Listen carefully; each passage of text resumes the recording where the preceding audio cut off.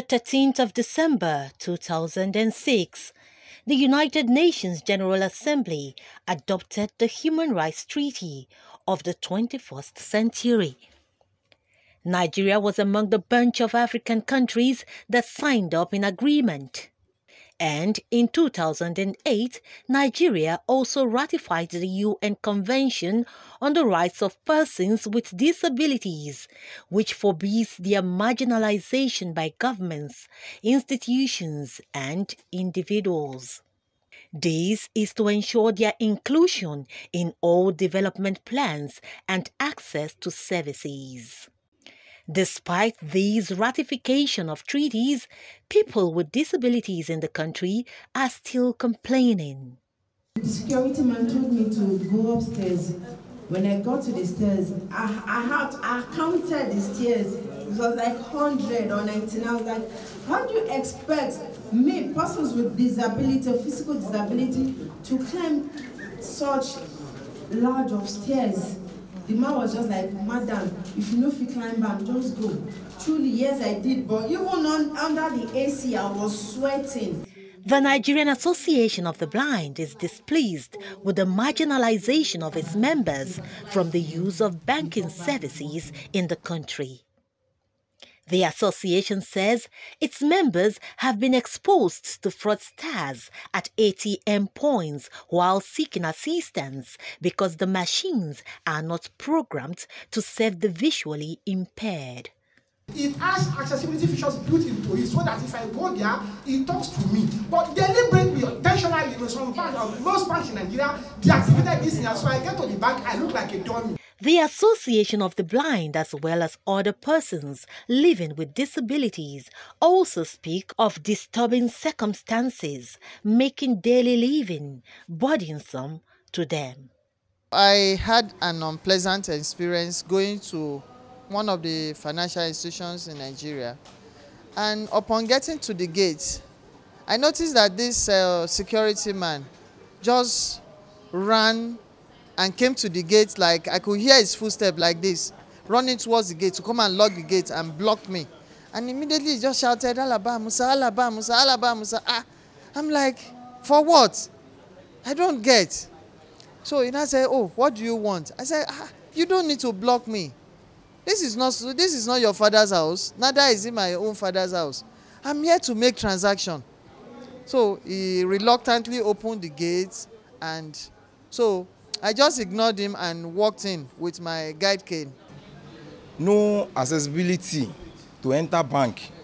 Some bank, we leave my chair, we leave my wheelchair on the gate. I'll crawl inside to have my right. When people line up, they will not give you chance to go front, to go and do whatever you want to do. I went to a particular bank, and I do use the ATM, that's the speech on the ATM, to withdraw and to do all things. But there's this particular day I went there, and I was unable to use it. The speech was turned off. I don't know why. So I asked someone, and I was told because of the battery and all that, so that's why they turn it off. But if this speech is on the ATM machine, it will be easier for us as visually impaired to activate, to do whatever transaction we need to do on the ATM machine, so that we don't need to call in someone we don't know, or because there are times when we call on people and they just shortchange you about when you are trying to withdraw money from the ATM. On the 28th of January 2022, the Association of the Blind wrote a letter to all banks in Nigeria, calling their attention for prompt solutions to their inclusion in the planning of banking services. What bothers me is that the banks do not understand the needs of persons with disability, and I don't actually blame them because, one, they are not persons with disability, so it's fine for them not to understand. But what kills and become a pain to us is when they don't have the relevant stakeholders to come and dialogue with them, such as Organization of Persons with Disability, such as persons with disability who work even in the financial system. This will make things very easy, and there are a lot of issues that the banks cause or are having ignorantly for persons with disability, such as, services not being accessible. I go to the bank, the environments are not accessible for a blind person to walk independently. A wheelchair user cannot navigate with his or her wheelchair alone without not being stopped. The entrance of the bank has, this sound, and it stops a wheelchair user to move in or navigate in. The person has to literally crawl through that metal system to enter and get the financial services. A deaf person cannot use the service because when he or she gets to the bank, the person begins to sign, and through the signing, a bank staff do not understand the signage, and it becomes like, oh, you are a nuisance in the system. So there are a lot of issues. The account statements are not in accessible format. A blind person don't have a braille copy. They don't have, an online version sent to them. Even the banks themselves don't even have statistics of clients who are persons with disabilities. So there is a lot to be done when it comes to inclusive financial services.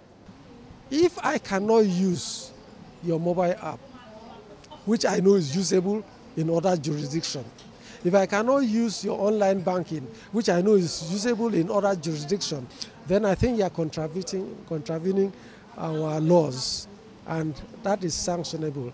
It's punishable by penalties for each person with disability that you discriminate against as a corporate entity. The law for now, which we are seeking for amendment, says 1 million naira should be paid for each time that breach. For individual, maybe the person that is working there, in addition to the corporate entity paying this 1 million, the individual is also liable to 100,000 naira. These complaints call for attention. Some bankers say there is hope. In every industry, there are always learning points. There's always a phase where you may not see a need.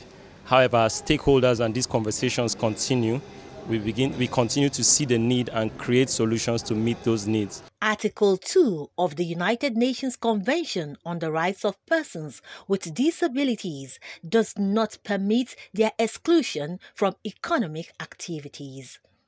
They are not to be denied reasonable accommodation. Governments are to ensure their equal participation in national life. Service providers have legal obligations towards their satisfaction. There is no document signed by Nigeria that says visually impaired persons should be ignored. It is their fundamental rights to be included in all plans, and they are asking those at the helm of affairs to ensure they are included in all plans for the smooth running of their lives.